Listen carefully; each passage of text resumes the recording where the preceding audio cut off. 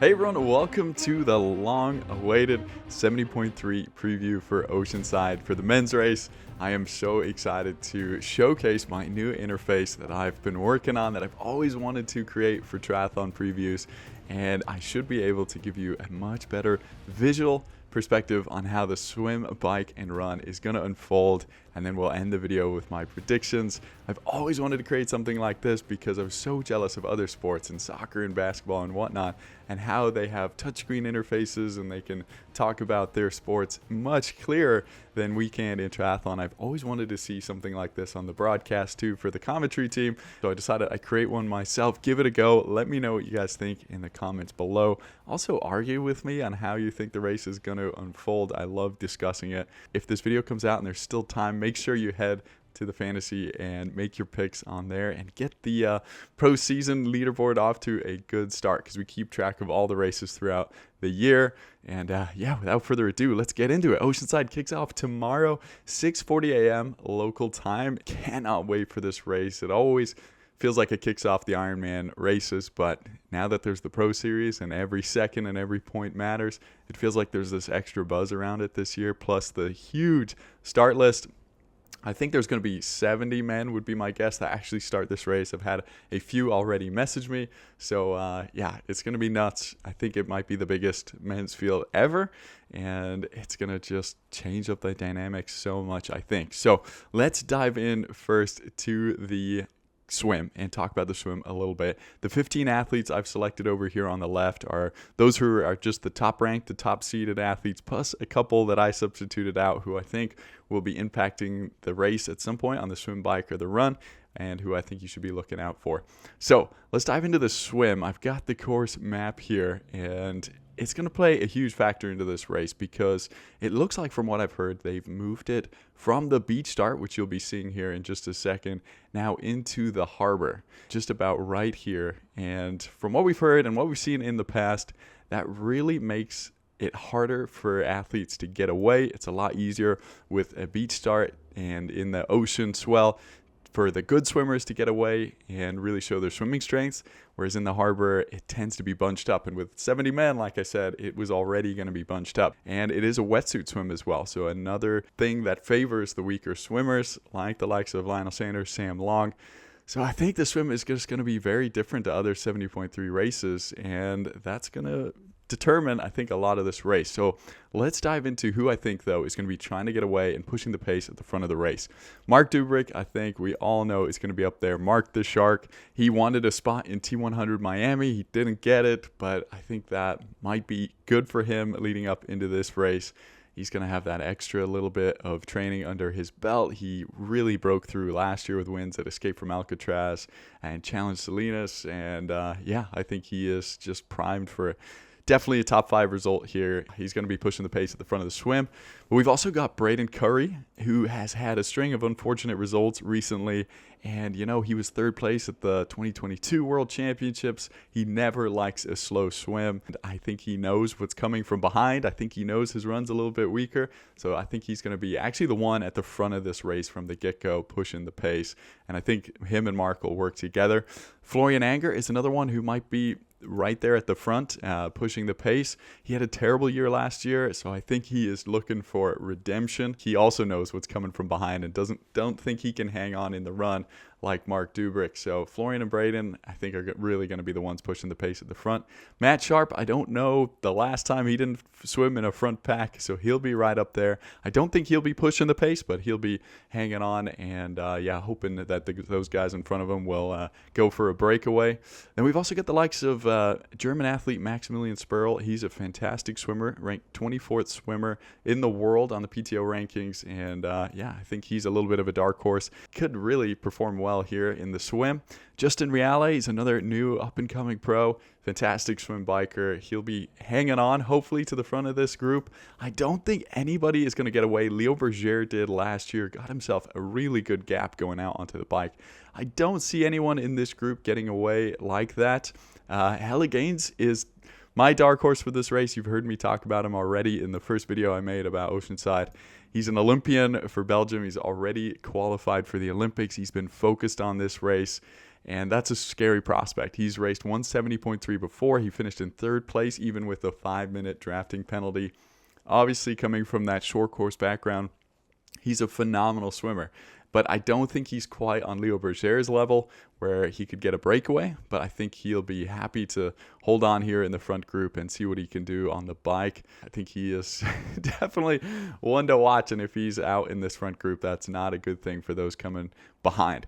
But I'm actually super, super interested in two guys who aren't in the front pack who I think really could impact this race. And those two guys are Jackson Laundry and Patrick Lange. Patrick's never raced here at Oceanside before, so that'll be interesting to see how he does, how he handles it. Sometimes he doesn't have a great swim, and he's actually quite far back, but other times he's right there in the front pack. I expect him to be right there next to Jackson Laundry in the chase pack. And I think it's going to be super interesting to see those two where they come out. Jackson won in 2022. If he's closer to this front pack, he would be loving that because there's lots of bike power in this front pack as well. The likes of Braden Curry, Florian Angert, Justin Reale is a great biker. So if he's close to those guys and can get to the front much sooner than Sam Long and Lionel Sanders, I think he'll be so stoked with that. Patrick Lange, I don't see him having the bike power that Jackson Laundry has to get up to the front, so I think he'll be hoping he can make it into that front pack. If not, I think he might lose touch with Jackson, and we might see him quickly falling into the group with the upcoming bikers. But yeah, those two, keep an eye out for them. Where they finish in the swim could determine their race. Then further back, we're looking at the likes of Sam Long, Lionel Sanders, Joe Skipper, Chris Leiferman. Tomas Rodriguez is a decent swimmer, but he's really good on the run. But yeah, all these guys I think are going to be losing time in the swim, but they will be glad it's in the harbor. They'll be glad it's a wetsuit swim. And I think they'll be hoping for around 2 minutes down. If they're 2 minutes down, I think they're in with a shout to catch him on the bike. But again, we've heard a lot of talk about Race Ranger and the amount of men on this start list, and it could be really hard if they're more than that. If they're over 2.5 minutes back, it just gets harder and harder to make the amount of overtakes they need to get to the front of race. But we'll just have to wait and see. I think Lionel, judging by his time trial time, beating Sam Long in that time trial race, he looks to be in good swim form, although that doesn't always translate to open water at all. Lionel struggled in open water swims, as we all know, and swimming in general, so it'll be interesting to see if he comes out ahead of Sam Long. He'll be hoping for that. I think Sam will be right in and amongst the guys with Chris Leiferman, Joe Skipper, Matt Hansen. Joe has never won a 70.3 race before, so he'll be hoping to not be so far back on the swim. I don't know. I just don't have faith in Joe's swim, so I could see him even further back than Sam Long, but I think he'll be hoping to be there with Sam. Don't think he can go with him on the bike, actually, even though Joe's one of the best bikers. This is Joe's first race of the season. Sam Long, we saw his insane performance at Miami. I just don't think anybody's really going with him on the bike. Lionel, maybe. Jackson Laundry, maybe. Jackson's done it before. But I think they'll have to burn matches to stay with Sam Long. Then, further back, Matt Hansen sometimes has a great swim, and he could be swimming, quite farther up, much further ahead of Sam Long, Joe Skipper, but sometimes he does not have a great swim, but I see him swimming next to Chris Leiferman and Sam Long. We all know his run is coming later on, and then Tomas Rodriguez, I think, will be somewhere in and around Lionel and that pack as well. So that's my prediction so far for this swim. I think it is going to be fascinating to watch. And if anybody can get away, I think we're going to be looking at Braden Curry, Mark Dubrick, Matt Sharp, Helle Gaines. I think those, and Florian Anger. I think those are the guys to watch. So that'll let us jump into the bike now and see how this will unfold. I'll just fast forward to the bike course because it's a tough bike course. We've seen some 157s recently in the last couple of years, under sub 2 bike splits. We will not be seeing that at this race. It really kicks off after the 25-mile mark here on this bike course, where it starts to go into the mountains, into the military base. There's 3 punchy climbs, really steep climbs that could split up the race here. And I think that's when people are going to decide to make their moves. I think people will probably stay similar gaps for the first part of the bike ride, but then as it moves into those punchy climbs and towards the back half of the race, people are going to be making their moves. And that's what we saw last year, and we're going to see it again this year. So let's jump into how I think it's going to unfold. So we'll have those fast swimmers at the front of the bike at the beginning, the likes of Mark Dubrick, Braden Curry, Florian Anger, Matt Sharp, Helle Gaines, and Justin Reale, as well as Maximilian Sperl. I think those guys are going to try and push the pace at the front of the bike to hold off those guys coming behind, but I think some are going to drop pretty quick because Braden Curry, phenomenal cyclist, Florian Anger as well, Justin Reale knows he doesn't have the run. I think all three of those guys know they don't have the run to keep up with those coming behind, so they're going to go for broke on this bike course. And it, being a tough bike course, it really suits strong cyclists. Mark Dubrick hasn't done this course before, so I think he's going to try and hang on, but I don't think he'll be able to.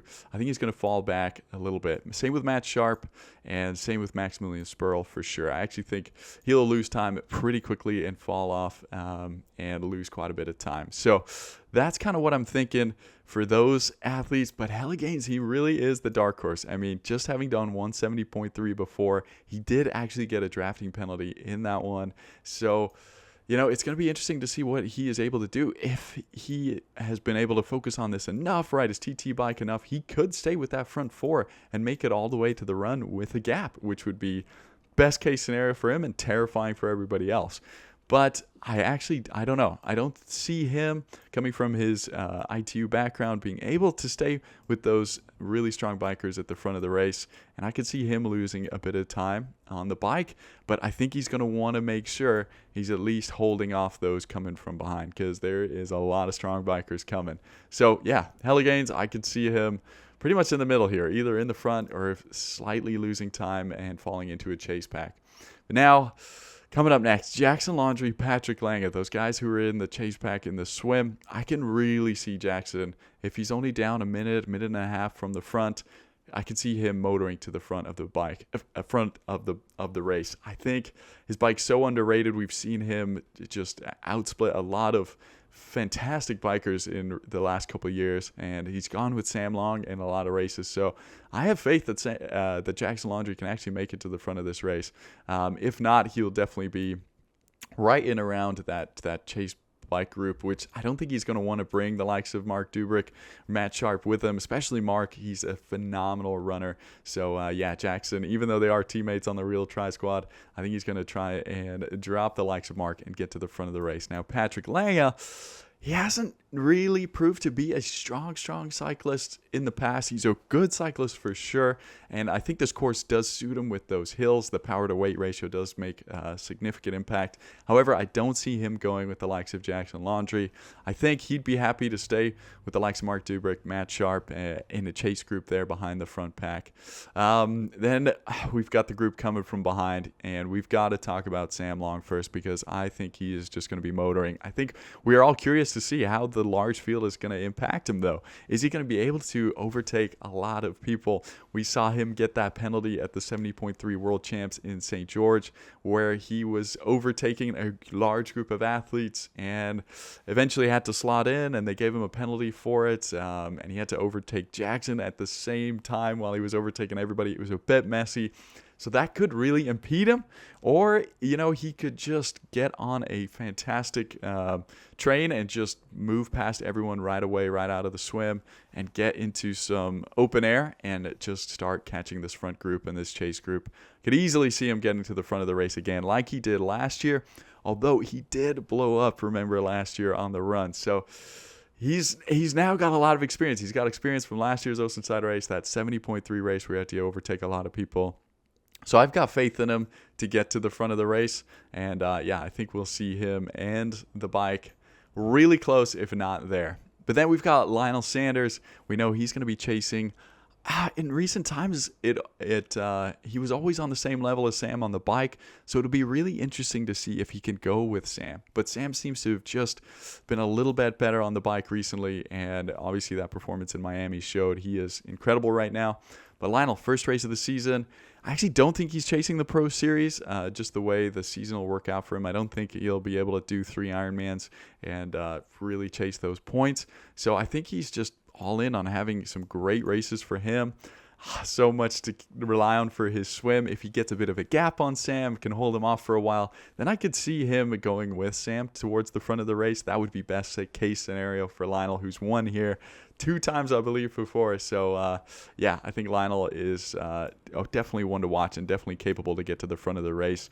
I see him coming off the bike, though, 1 or 2 minutes behind. So I'm going to put him in this chase pack here. And you know, I still see him outrunning the likes of Patrick Lange in this race. Patrick's just never been able to show his marathon speed over the 70.3 distance. But then we've also got Joe Skipper coming from behind, Chris Leiferman as well.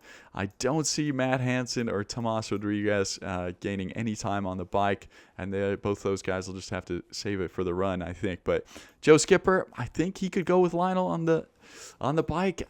It's hard to say. I think Sam and Lionel might be just a notch above him on the bike. But we did see recently in a video he put out, he just did a duathlon to break out the rust. And we know he's focused on this Pro Series. We know he knows every second counts. So it's going to be interesting to see where he comes out the water and whether he's able to go with Sam and Lionel or if he's further back. Chris Leiferman, man, he got 4th place at 2022 70.3 World Champs. Remember that. So he's definitely one to watch. And yeah, I think he could surprise a lot of people here. Definitely top 10, I would say, for Chris Leiferman, who has came 4th year before, I believe, and got 2nd place to Lionel at 70.3 Boulder last year. He's been overcoming a lot of health issues, and I believe he's all in the clear. And yeah, I think he's going to be a good one to watch. But then moving on to the run, let's go back to the course here, and I'll fast forward onto this run course, which is a 2-lap run course. It's really, really flat. There's only like 280 feet of elevation gain, and it's got a few punchy, really short climbs on it, which I'm sure you've seen before. And yeah, but it's just got so much energy, so much spectators. It's perfect weather and temperature, mid-50s. And I should have mentioned that before, earlier in the breakdown here, that is going to make a big difference for this race. It's only predicted to be 44 degrees in the morning. It's super cold. And then that means on the bike, these athletes are going to be freezing. So yeah, we've seen that affect races before. Also means I heard Ari Cloud talking about this, where, you know, the air is more dense, the bike times are less fast when it's cold, and it favors stronger cyclists. So keep that in mind. The temperature is going to be really good, really bad on the bike for some people, and also really good on the run for other strong runners. So this is where I think the race is really going to unfold. I think we're going to have a group coming out onto the run together, and you know what? I'm going to have to start with Helle Gaines, because if he's there, I think he's got the fastest run split of the day. Be interesting to see if he's, like I said, up there with the likes of Jason West's split from last year. But I think if he's up there, he's going to take the win. So yeah, I think he's the one to watch the most on the run. We all know Matt Hansen's going to be chasing, coming on the run. Might have one of the fastest splits of the day. I could see, Braden Curry, who's going to be there at the front of the bike in the swim. I could see him just losing time. Same with Florian Angert, Maximilian Sperl. Matt Sharp's never produced one of those top run splits before, so I could see him losing time. Likes of Chris Leiferman, Justin Reale. Those guys don't quite have the strong run splits. But now this is where it really gets interesting, because I think Mark Dubrick got such an underrated run, and he could have the first or second fastest run split here, no doubt. He ran in college. Most people think he was a swimmer, but he's actually ran in college, and ITU athlete for a while. So keep an eye out on Mark. If he comes off the bike in for the front group for some reason, he could be in for a shout for the win here. So yeah, Mark is definitely one to watch on the run. We've got Jackson Laundrie, phenomenal runner. We saw him win it in 2022 on the run, and nobody would have predicted that. I still think I would pick Helle Gaines, Mark Dubrick to outrun him. Actually, the same with Sam Long after that Miami performance. I would say Sam could be right there with Mark Dubrick as well. Those two had a close finish at Indian Wells this year where Mark just out-sprinted him there at the end. Now, Lionel's the question mark. He hasn't been running in carbons. Maybe the carbons will give him an extra kick. Lionel's always ran well here before. I think he could be right in and around the pace of Sam Long and Mark, maybe just a little bit slower. So Lionel's going to have to produce a pretty big bike to come off the front, and that might hurt him. But yeah, he's all the experience from racing here before. So yeah, it could be, this right now is kind of my run battle for the win. And yeah, that's what I'm super excited to see. Patrick Lange, if he finally gets it to click, he could be the fastest runner there with Hella Gaines, or he could be running, right there just behind like he always seems to do, and find himself outside of the top 5. That's kind of where I'm predicting him again. He has had a lot of time to focus on this one. It seems like a good timing for him to do a 70.3, whereas he's just tried to fit them in before. So he could have focused on speed specifically for this one and has enough time to build back up for Ironman Texas and get more mileage in the legs. We'll have to see. He is definitely such a huge question mark for this race. Joe Skipper then, we know he's a fantastic runner as well. But yeah, I just don't see him running as fast, maybe as fast as Jackson Laundry. But it really depends if he's going to even be there at the beginning of the run to make a dent. I don't think so. Tomas Rodriguez definitely will be catching up and could sneak a top 10 position here. Actually, I'm going to move Chris Leiferman up a little bit more because I think he is, like I said, underrated. And on the bike and the run, that's his specialty. He ran a 2:49 at Coeur d'Alene last year. So, yeah, his run's definitely going to be there. But, yeah, that's how I think the run is going to be unfolding. I think, yeah, that leads perfectly into my predictions. So, I think if Hella Gaines is anywhere near the front within 2 minutes, he's going to be our winner. He's going to be like Leo Boucher, the short course athlete who shows, you know what? We can do this long distance stuff. He's going to blow some people's minds with how he's focused on this race. And yeah, it could be a sign of him moving up after the Olympics to the middle distance. Then I've got in second place, I think Sam Long is going to make it to the front of the race, but not be able to hang with Hella Gaines on the run. And I think he'll be gutted with that. I think he's coming here for the win. A lot of people have him picked for the win. But I think he's going to have to get a gap on the likes of Hella Gaines and Mark Dubrick in order to pull off the win. So that's why I've got him in second. In third place, who've I got? Man, I want to change my mind so many times as I'm doing this. I'm going to go with... Man, I wanted to pick Lionel there. I grabbed Lionel, but I'm going to Lionel Sanders in fourth place because I think Jackson just is in a really good shape right now. He also missed out on Miami and has been focused in on this race. He said he wants points and PTO points to get into that T100 series, so he's highly motivated and yeah, just really lacks no weakness, got the experience. Lionel, I just feel like he needs a little bit more time on this season. That's why I put him in fourth. In fifth place, then, I'm going Mark Dubrick. I think he's going to fall back on the bike quite a bit by the end of the bike ride, and I think it's going to be his run that gets him back into fifth place. So I think he's just going to be just too far off on the bike ride, but I think a fifth place he'd be pretty happy with, and that'll get him some good recognition and some good points as well for the PTO T100 series. In sixth place, then, I've got Patrick Lange. I think... that's the best he could probably do in a 70.3 distance. He hasn't shown us any reason otherwise. However, I still think he could be a dark horse and finish second, third if everything clicks and we finally get to see what he does over the Ironman distance at the 70.3 distance. And then seventh place, I've got Joe Skipper. I think that's about as good as Joe could do. Very similar to Patrick where... we just haven't seen it before. Never won a 70.3. I know him and Jackson have quite a big rivalry right now. Joe Skipper reckons he can beat Jackson in this race, however. And a lot of people, when I put a poll up to see who would win, a lot of people picked Joe to win over Jackson. I just don't see it with Jackson having the experience of winning here before, having a better swim, having just as good a bike run as Joe. I don't see a way in where Joe will beat Jackson at this race. But that's what I've come up with. Those are my picks. Those are my decisions I've had to really, really struggle with making. And yeah, hope you guys enjoyed this style of video. Hopefully it worked. I had to do quite a few practice runs to see how it would actually work in real life. So that's why I'm putting it out so late. And yeah, let me know if you like it. But Also, don't forget to put your predictions down below and tell me if I got anything wrong. But thanks so much for watching. I don't think I'll have time to do a women's race, unfortunately. But yeah, I'm going to be watching eagerly tomorrow. Send me messages. I might do a live watch along if I've got time. So keep an eye out for that on YouTube. And we'll see you guys in the next video. See ya.